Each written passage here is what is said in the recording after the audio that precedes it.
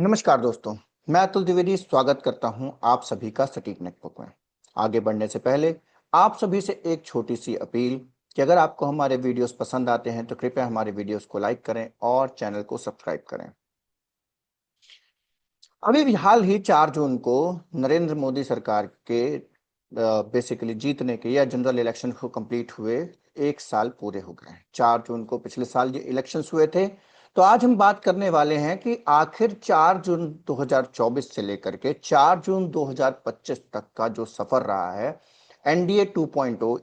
NDA 2.0 हम क्यों कह रहे हैं कि एनडीए 1.0 हम कह सकते हैं अटल बिहारी वाजपेयी के जो एनडीए लेड एनडीए गवर्नमेंट थी 1999 से 2004 तक, और उसके बाद जो है तो 2024 से 2025 तक, क्योंकि कहने के लिए तो वो एनडीए सरकार थी 2014 से 2024 तक, लेकिन उसमें भारतीय जनता पार्टी जो है अपनी फुल मेजोरिटी के साथ में कोलेशन गवर्नमेंट चला रही थी, जबकि उसे कोलेशन गवर्नमेंट चलाने की आवश्यकता नहीं थी। 2014 में 283 सीटें और वो 2019 में 303 सीटों की एब्सोल्यूट मेजोरिटी के साथ भारतीय जनता पार्टी की सरकार बनी।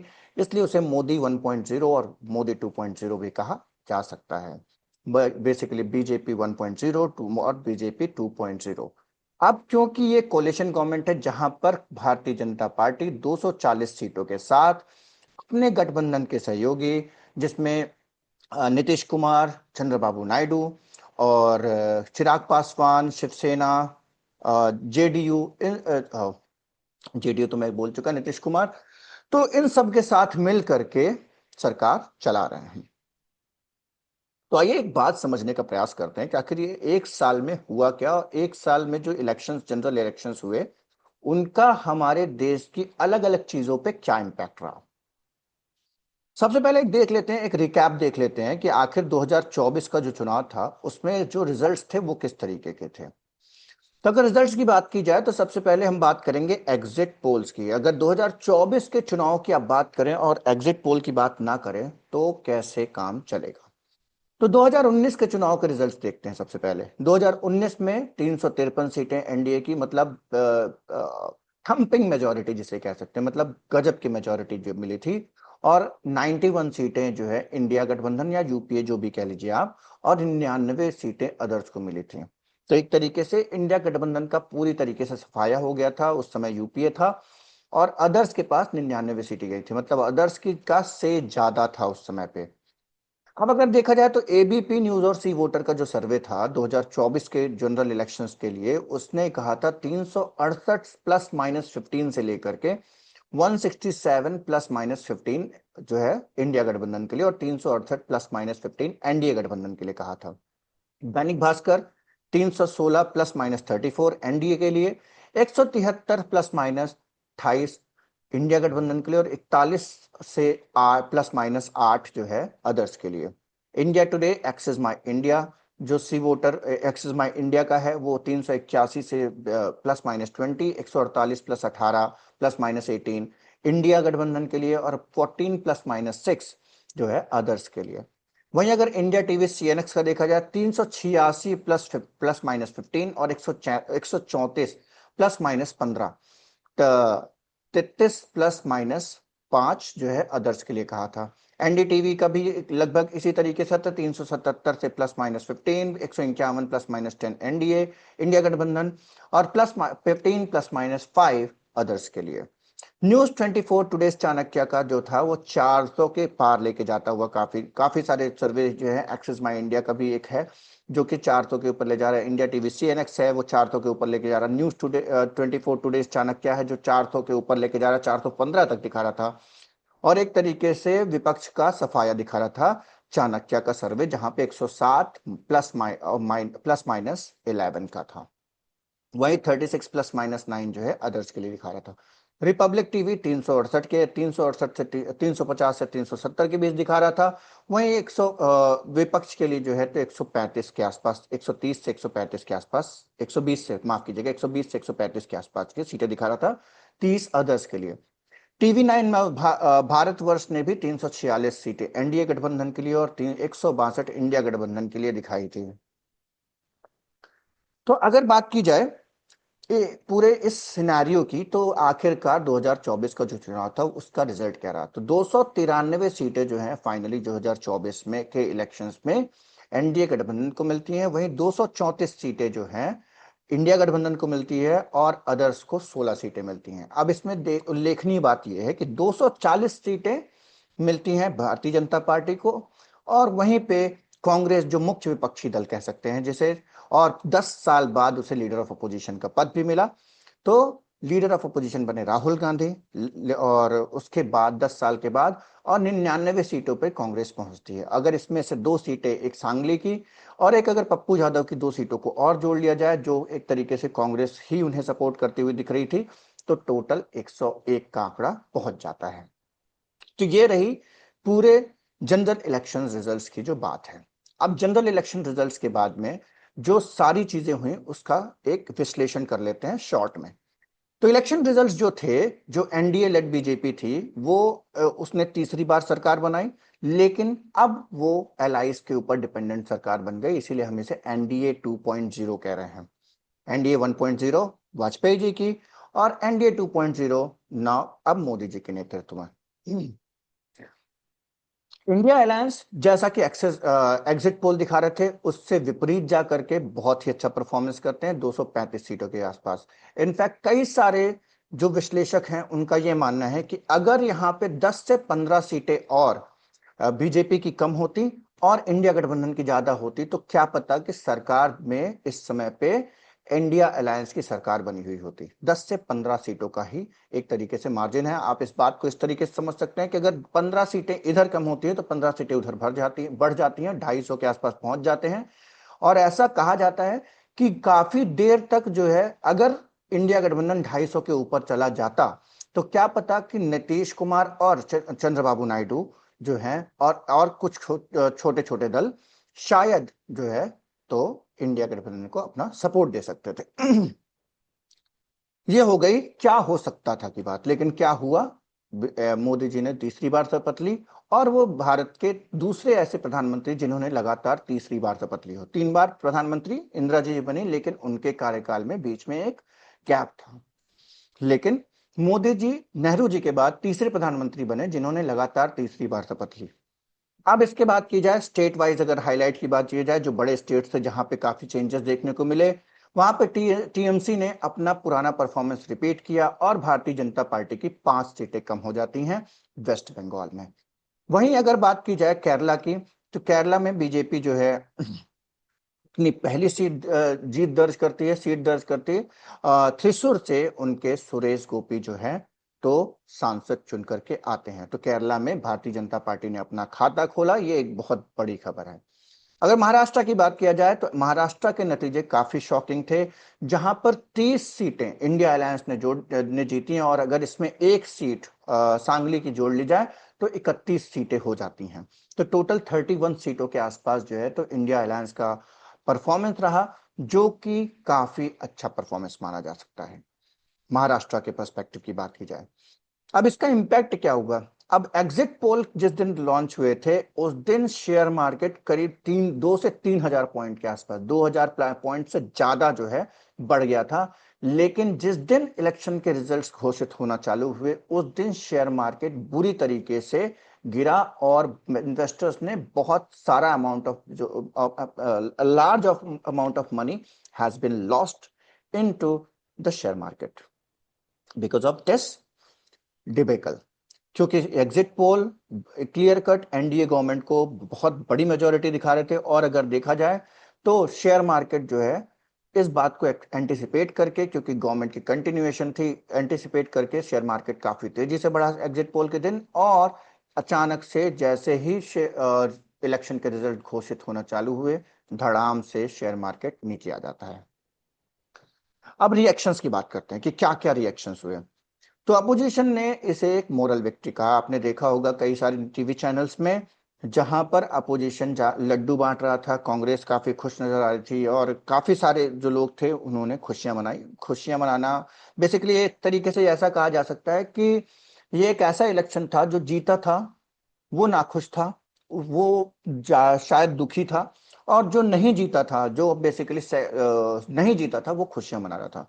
तो बेसिकली एक के पास जीत और एक के पास खुशी, ऐसा कहा जा सकता है। एक तरीके से सभी कुछ ना कुछ थोड़ा थोड़ा सबके पास खुश होने के लिए था। बीजेपी का कहना था कि ये हिस्टोरिक थर्ड टर्म है, जैसा कि हमने बता चुका है कि प्रधानमंत्री जवाहरलाल नेहरू के बाद प्रधानमंत्री मोदी तीसरे ऐसे प्राइम मिनिस्टर बने जिन्होंने तीसरी बार लगातार प्रधानमंत्री पद की शपथ ली हो। फॉरेन मीडिया ने इंडियन डेमोक्रेसी को बहुत प्रेज किया और उन्होंने ये इस तरीके से इस बात को पेश किया गया कि जो डेमोक्रेटिक चेक थे देश में, उनको दोबारा से स्थापित किया जा सका। और एग्जिट पोल की जो क्रेडिबिलिटी थी, इसमें बहुत ज्यादा डैमेज हुई। एग्जिट पोल की क्रेडिबिलिटी, सी वोटर, एक्सेस माई इंडिया और इस तरीके के कई सारे जो चैनल से पोलिंग एजेंसीज हैं या सेफोलॉजी करने वाली एजेंसीज हैं, ये सारी एजेंसीज जो है तो बहुत बड़े शौक में थी। आपको प्रदीप गुप्ता, जो कि एक्सेस माई इंडिया के हेड हैं एक तरीके से, वो कई चैनलों में, इनफैक्ट इंडिया टुडे में उनका एक रोते हुए, मतलब अनफॉर्चुनेटली वो रोते हुए, क्योंकि उनको बहुत दुख हुआ इस बात का कि उनका जो सर्वे था वो सही साबित नहीं हुआ। लेकिन वैसे भी कई सारे लोग एग्जिट पोल के रिजल्ट्स पे हमेशा क्वेश्चंस उठाते रहे हैं। अगर आप हमारा पहला वीडियो देखेंगे, जो सबसे पहला हमने वीडियो लॉन्च किया था, हमने इन एग्जिट पोल्स और ओपिनियन पोल्स की क्रेडिबिलिटी पे ही सबसे पहले पहला वीडियो बनाया था। अब इसके बाद क्या हुआ? अब इसके बाद क्या हुआ कि लीडर ऑफ अपोजिशन बने राहुल गांधी। संसद का सेशन आया, संसद के सेशन में भाषण हुए, काफी सारी चीजों पे टारगेट किया गया, प्रधानमंत्री के द्वारा दिए गए भाषणों के बारे में बात की गई, जो भाषण दिए गए थे, जिन भाषाओं का इस्तेमाल किया गया था, और इस तरीके की काफी सारी नोक झोंक जो चल रही थी, तो वो देखने को मिली। लीडर कांग्रेस के 99 सीटें जीतने के बाद एक और फायदा हुआ कि अब जो है तो कांग्रेस को ज्यादा समय बोलने के लिए मिल पाता है संसद में, क्योंकि जितनी आपकी पार्टी की स्ट्रेंथ होती है संसद में, उस हिसाब से आपको टाइम एलोकेशन मिलता है संसद में बोलने के लिए।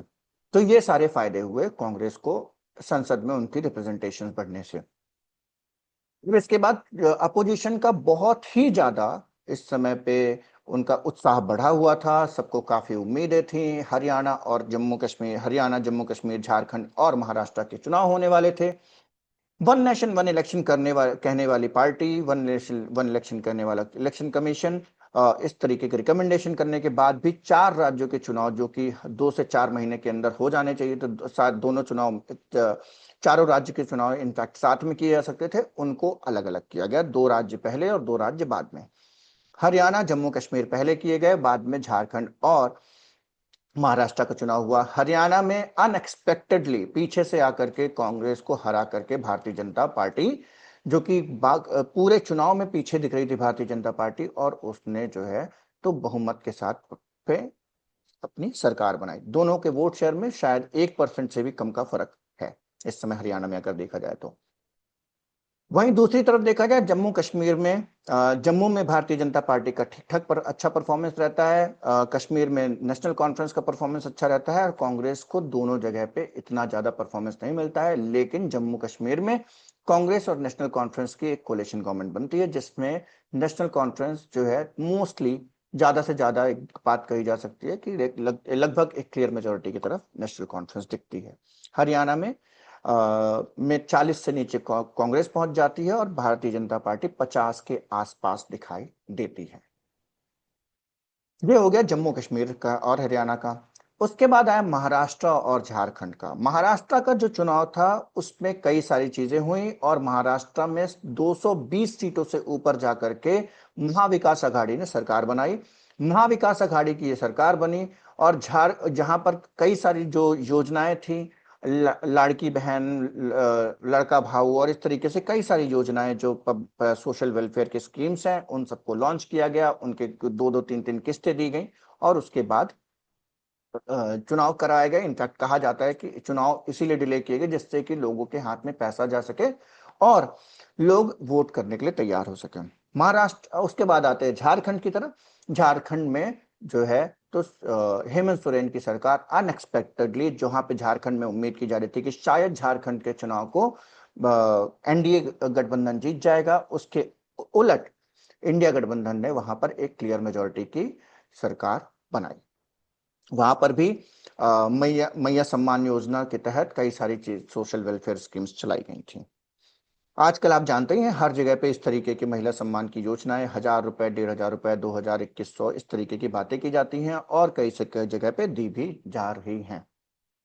बाद में क्या हुआ कि महाराष्ट्र में इस बात पे अभी महाराष्ट्र के चुनाव के बाद में इस तरीके की खबरें भी आई कि कई सारे लोगों के नाम कट गए। कई सारे लोगों को अलग अलग सोशल वेलफेयर स्कीम से जो पैसे मिल रहे थे उस बात को भी एडजस्ट किया गया और उस पैसे को एडजस्ट करके के अमाउंट जो सरकार स्टेट गवर्नमेंट दे रही थी उसे भी कम किया गया। तो ये सारी बातें अभी चल रही हैं और ऐसा भी कहा गया कि महाराष्ट्र में कि कई सारे करीब 30 से 40 लाख महिलाओं के को गलत पैसा ट्रांसफर हो गया, जो कि उस समय ऑडिटिंग नहीं हुई और स्कीम लॉन्च हो गई, जिसकी वजह से अब जो है तो उन लोगों का नाम कट किया जा रहा है और इस बात में कई सारे चेक्स लगाए जा रहे हैं कि किसको मिलना चाहिए और किसे नहीं मिलना चाहिए। तो ये हो गई सोशल वेलफेयर स्कीम्स की। बेसिकली स्कीम आप सरकार जब आपका चुनाव होने वाला है उससे पहले आप स्कीम लाइए और स्कीम लाने के बाद इलेक्शन जीतिए और उसके बाद उस स्कीम में फिर कट काट छांट और ये सारी चीजें आप चालू कर दिए। यही एक तरीका आज के चुनाव में दिखाई देता है। मध्य प्रदेश में भी आपने देख लिया लाडली बहना एक बहुत बड़ा फैक्टर रहा जिसकी वजह से मध्य प्रदेश के चुनाव जीतने में भारतीय जनता पार्टी सक्सेसफुल रही। दूसरे कारण आप जानते हैं, दूसरे कारण कांग्रेस के खुद थे जिसकी वजह से बीजेपी जीती। कमलनाथ, दिग्विजय सिंह और इनकी ओपन लड़ाई, अखिलेश वखिलेश इस तरीके की बातें कही गई मध्य प्रदेश के चुनाव में। तो इन सब चीजों का बहुत बड़ा इम्पैक्ट होता है। अब बात करते हैं कि उसके बाद क्या हुआ महाराष्ट्र के और झारखंड के चुनाव होने के बाद। महाराष्ट्र और झारखंड के चुनाव होने के बाद हुए अमेरिकन इलेक्शंस। अमेरिका में इलेक्शंस होते हैं। अब आप समझ रहे होंगे कि इसका क्या रिलेशन है। तो ये बेसिकली अब आप मैं इस बात को रिलेट करूंगा धीरे धीरे। लेकिन कई सारे economic and foreign policy issues जो है तो उठने लगे। जिस तरीके से हमारी जीडीपी की ग्रोथ होनी चाहिए थी, इनफैक्ट पिछले 5 सालों, पिछले 4 के कोविड के बाद का सबसे जीडीपी में ग्रोथ का सबसे लोएस्ट ग्रोथ वाला साल इसको कहा जा रहा है, जहां पर हमारी ग्रोथ रेट जो है जीडीपी की 6.5% मानी जा रही है। 6.5% के आसपास जीडीपी ग्रोथ रहेगी। इसकी बात कही जा रही है। हाँ, मैं बात कर रहा था कि ट्रंप के फिर डोनाल्ड ट्रंप का जो है तो इलेक्शन होता है। डोनाल्ड ट्रंप जो है तो दूसरी बार अमेरिका के राष्ट्रपति बन जाते हैं और इस बार एलन मस्क खुल करके उनका साथ देते हैं। फिर यहाँ पर जो है तो कई सारे देश के राष्ट्राध्यक्ष को बुलाया जाता है डोनाल्ड ट्रंप की तरफ से, जहां पर भारत के प्रधानमंत्री को इनविटेशन उस तरीके से नहीं जाता है। फिर प्रधानमंत्री की एक विजिट होती है व्हाइट हाउस में, जहां पर डोनाल्ड ट्रंप जो है तो ट्रेड के ऊपर काफी पुश करते हुए, कॉर्नर करते हुए भारत देश को दिखाई देते हैं। ट्रेड के ऊपर काफी स्ट्रिक्ट पॉलिसीज के को इंप्लीमेंट करने की बात करते हैं। दूसरी तरफ देखा जाए तो माइग्रेंट वर्कर्स जो है, माइग्रेशन वाले जो इलीगल माइग्रेंट्स हैं, उनके बारे में भी बात कही जाती है कि इलीगल माइग्रेंट्स बहुत सारे लोगों को जो है तो हथकड़ी लगाकर भारत में भेजा गया। ये भी एक मुद्दा था जो काफी दिनों तक उठता रहा। इलीगल माइग्रेंट्स मतलब बहुत बड़े इलीगल माइग्रेंट्स को वहां से पकड़ा गया, डिपोर्ट किया गया और हथकड़ी लगा करके देश में भेजा गया। कई सारे देशों ने इस बात के खिलाफ जो है तो प्रोटेस्ट किया और कई सारे देशों ने तो वो प्लेन अपने यहाँ पे उतरने भी नहीं दिया। कुछ देशों ने अपने खुद के प्लेन भेज करके अपने लोगों को बुलाया। इस तरीके की भी खबरें चलती रहीं और इस बात पे विपक्ष ने बहुत सवाल उठाया कि आखिर आपने इलीगल माइग्रेंट, जरूर इलीगल माइग्रेंट्स हैं लेकिन वो हमारे भारत के नागरिक हैं और बहुत सारे पैसे, कई सारे लोगों ने 40-40, 50-50 लाख रुपए खर्च करके जो है तो इलीगली अलग अलग रास्तों से अमेरिका में एंट्री करते पाए गए। लेकिन इस तरीके से बेइज्जत करके किसी को घर को निकालना, हथकड़ी लगा करके भेजना बिल्कुल सही दिखाई नहीं देता है। ये सारी चीजें इन सारी चीजों के ऊपर सवाल उठे। फिर आता है पहलगाम का अटैक और ऑपरेशन सिंदूर।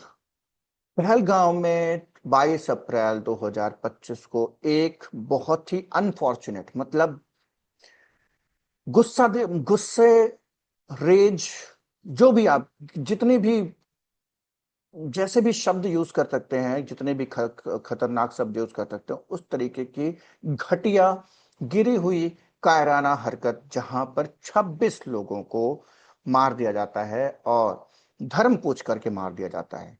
बात यह है कि धर्म पूछ करके मार दिया जाता है और कई लोगों की बीवियों के सामने उनको मार दिया जाता है। और जब बीवियां से और और औरतें कहती हैं कि आप हमें भी क्यों नहीं मार देते हैं, तो उन्होंने कहा कि नहीं, जाओ तुम मोदी को बता दे। तो बात नेशनल सिक्योरिटी की है। और इसके बाद बात आगे बढ़ती है पार्लियामेंट के। फिर इसके बाद दोनों बातें आगे बढ़ती हैं। उसके बाद भारत ने ऑपरेशन सिंदूर 7 मई को, 6 मई की रात, 6 से 7 मई के बीच जो है तो ऑपरेशन सिंदूर को अंजाम दिया, जहां पर 9 आतंकी ठिकानों को नेस्तो नाबूद कर दिया और 100 से ज्यादा आतंकी वहां पर मारे गए इस ऑपरेशन में। एक तरीके से इसे one of the most successful operations की तरह देखा जा सकता है।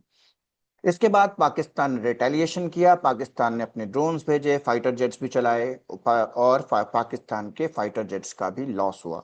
क्या नंबर है एग्जैक्टली ये कह पाना मुश्किल है, लेकिन ऐसा उम्मीद की जा रही है कि 5 से 10 के बीच में ये आंकड़ा कहीं भी हो सकता है। पाकिस्तान के कई सारे एयर बेसिस पे हमला हुआ। लाहौर के आसपास भी हमले हुए और एयर बेसिस के जो पट्टियां थी, हवाई पट्टियां थी, उन सबको डैमेज किया गया, एयर स्ट्रिप्स को। फिर अचानक से 10 तारीख को हमें दोपहर में पता चलता है 3:30 बजे कि पहलगांव में जो है माफ कीजिएगा, ऑपरेशन सिंदूर में के बाद जो भारत और पाकिस्तान के बीच में जिस तरीके की टेंशन चल रही थी, झड़प चल रही थी और एक दूसरे के ऊपर अटैक किया जा रहा था, उस पर सीज फायर हो गया। पता कैसे चलता है? डोनाल्ड ट्रंप के एक ट्वीट की वजह से। डोनाल्ड ट्रंप ट्वीट करते हैं कि भारत और पाकिस्तान जो है तो सीज फायर अनाउंस करने वाले हैं शाम को 5 बजे। शाम को 5 बजे हमारे विदेश सचिव मिस्त्री साहब का एक की प्रेस कॉन्फ्रेंस होती है, जहां पर ये सारी चीजें ब्रीफ की जाती हैं कि 3:30 बजे के आसपास या 3 साढ़े 3 बजे के आसपास पाकिस्तान के डीजीएमओ का इंडियन डीजीएमओ के पास फोन आया और उसके बाद दोनों डीजीएमओ एग्री करते हैं कि अब सीज फायर कर लिया जाएगा। अब इसके बाद चालू होती है राजनीति। राजनीति किस तरीके से चालू होती है कि बात लोगों को, तो राजनीति इस तरीके से चालू होती है कि लोग इस बात को पर सवाल उठाते हैं कि आखिर जो है तो ये जो सीज फायर हुआ है वो किन शर्तों पे हुआ है और क्या अमेरिका ने इस पे मध्यस्थता, अमेरिका की मध्यस्थता भारत ने अपने और पाकिस्तान के मुद्दे पे स्वीकार कर ली है।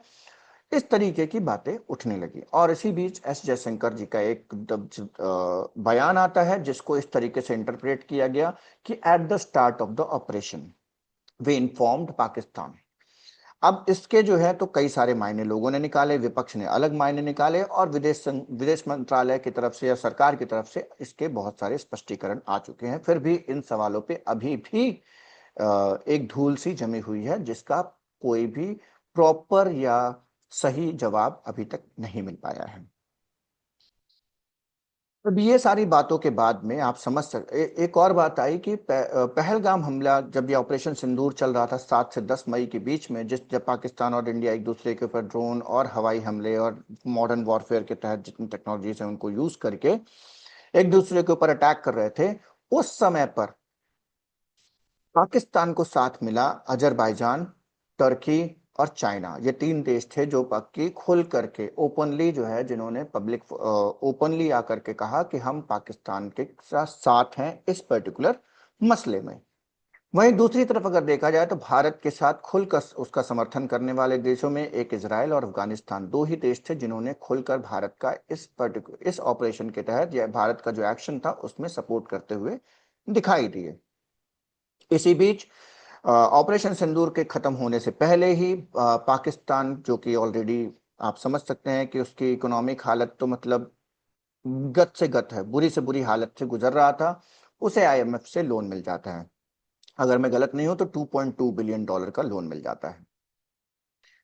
तो इस तरीके से पाकिस्तान को आईएमएफ का लोन मिल जाता है, जिसमें अमेरिका अगर अकेले चाह लेता तो ये लोन सैंक्शन नहीं होता। अब आप समझ सकते हैं कि एक तरीके से अमेरिका ने भी उसे आईएमएफ का लोन दिलाने में कुछ में मदद की, क्योंकि आईएमएफ के में अमेरिका का सबसे बड़ा से है जहां पर वो पीछे हट सकता था। इसके बाद अगर बात की जाए तो भारत सरकार ने ये डिसाइड किया कि हम अपने सारे के सारे अपने सांसदों को बाहर भेजेंगे, डेलीगेशन भेजेंगे, जिससे वो जा करके अपनी बातों को रख सकें और एक तरीके से फॉरेन पॉलिसी का जो एक डैमेज कंट्रोल था उसके तहत उठे। यहाँ पर सवाल कुछ जो उठाए जा रहे हैं विपक्ष की तरफ से वो भी मैं आपके सामने रख देता हूँ। सवाल उठाया जा रहा है सबसे बड़ा फॉरेन पॉलिसी के जो लैप्सेस हैं उन पर। सबसे बड़ा जो सवाल है इस समय पे और किसी बात पे नहीं है, ना तो ऑपरेशन के ऊपर है ना किसी के ऊपर है, जो फॉरेन पॉलिसी में जो लैप्सेस हुए हैं, फॉरेन पॉलिसी में जिस तरीके से भारत के साथ कोई भी बड़ी ताकत, बड़ा देश खड़ा हुआ दिखाई नहीं दिया या उसके नैरेटिव को सपोर्ट करता हुआ नहीं दिखाई दिया, ये सबसे बड़ा सवाल है जो आज के समय पे उठाया जा रहा है। इस बात के बाद में अब जो है तो विपक्ष ने के 16 पार्टियों ने एक अलायंस के तहत एक लेटर लिखा जिसमें उन्होंने स्पेशल पार्लियामेंट्री सेशन की एक्सपेक्टेशन या गुजारिश की है सरकार से। सरकार ने इस बात को एक तरीके से खारिज कर दिया है क्योंकि पार्लियामेंट्री अफेयर्स मिनिस्टर किरण रिजिजू जी ने मानसून सेशन जो 21 जुलाई से चालू होना है उसकी घोषणा कर दी है और उन्होंने स्पेशल सेशन के बारे में कोई भी बात नहीं की है। आपको ये बात बताना जरूरी है कि पहले जितने भी भारत में कभी भी किसी भी तरीके का सैन्य संघर्ष हुआ है, चाहे 1962, 65, 71, 99, उसके बाद 2008, 2001, हर टाइम पे किसी न किसी हर टाइम पे जो है तो पार्लियामेंट्री सेशंस बुला करके और अपोजिशन और देश को एक तरीके से देश की सबसे बड़ी जो पंचायत है वहां से एक संदेश दिया जाता था और वहां पे सारे सवाल, कड़े से कड़े सवाल विपक्ष ने पूछे, सरकार ने जवाब दिए। चाहे वाजपेयी जी की सरकार रही हो, चाहे कांग्रेस की सरकार रही हो या कोई और सरकार रही हो, सबने अपने अपने समय पे स्पेशल सेशंस जो हुए हैं उनमें जाकर के जवाब दिए। विपक्ष का कहना है कि ये एक बहुत बड़ा नेशनल सिक्योरिटी का और फॉरेन पॉलिसी का मुद्दा है जिसके ऊपर सरकार को जरूर जवाब देना चाहिए और अकाउंटेबिलिटी सेट करनी चाहिए कि कौन ये सारी जितनी भी प्रॉब्लम्स हैं उसके लिए जिम्मेदार है। अब विपक्ष जो है बहुत हमलावर है और सरकार की तरफ से भी कई सारे जवाब आ रहे हैं। अभी तक इस बारे में किसी भी तरीके का ये जो राजनीति चल रही है उसमें हमें थमती हुई नहीं दिखाई दे रही है। इसी बीच बता दें कि राजनीति किस तरीके से हो रही है। हमले के तुरंत बाद प्रधानमंत्री मोदी 3 से 4 जगह गए, वहां पर रैलियां करी। उसके बाद अभी जो है तो ऑपरेशन सिंदूर खत्म होने के बाद भी रोड शोज किए गए। कांग्रेस की तरफ से भी जय हिंद का मार्च निकाला गया, तिरंगा मार्च जो है तो भारतीय जनता पार्टी की तरफ से निकाला गया। बीच में खबर आई कि भारतीय जनता पार्टी जो है तो घर घर सिंदूर बांटने जाने वाली है। इसके ये दैनिक भास्कर में खबर छपी और उसके 3 दिन बाद जो है तो भारतीय जनता पार्टी के तरफ से खंडन आता है कि ये एक फेक न्यूज है। 3 दिन तक भारतीय जनता पार्टी के जो प्रवक्ता थे वो जाकर के घर घर सिंदूर बांटने को डिफेंड करते रहे और उसके 3 दिन बाद वो इस बात को डिनाई करते हुए दिखे। तो ये सारा एक डिस्कोर्स चल रहा है, पॉलिटिकल डिस्कोर्स। हर पार्टी प्रयास कर रही है कि किस तरीके से इस ऑपरेशन सिंदूर का में जो सक्सेस हुई है, भारत की जो सक्सेसफुल ऑपरेशन था उसका किस तरीके से फायदा लिया जा सके। और सरकार प्रयास कर रही है और विपक्ष इस बात पे लगा हुआ है कि फॉरेन पॉलिसी के मुद्दे पे किस तरीके से मोदी सरकार को घेरा जा सके। तो ये थी आज तक की बात। एक साल में जितनी सारी चीजें हुई, क्योंकि पहलगाम मुद्दा, ऑपरेशन सिंदूर इसी समय की घटना है, इसलिए हमने इसको सबसे ज्यादा कवर करने का प्रयास किया। बाकी खबरों के लिए आप जुड़े रहिए हमारे साथ। हर शनिवार रात 9 बजे पूरे हफ्ते की राजनीतिक गतिविधियों को देखने के लिए, समझने के लिए हमारे साथ जुड़े रहिए। हम प्रयास करेंगे हर एक एस्पेक्ट को कवर करने की और आप तक सही जानकारी, सही पर्सपेक्टिव पहुंचा पाने की। तब तक के लिए धन्यवाद।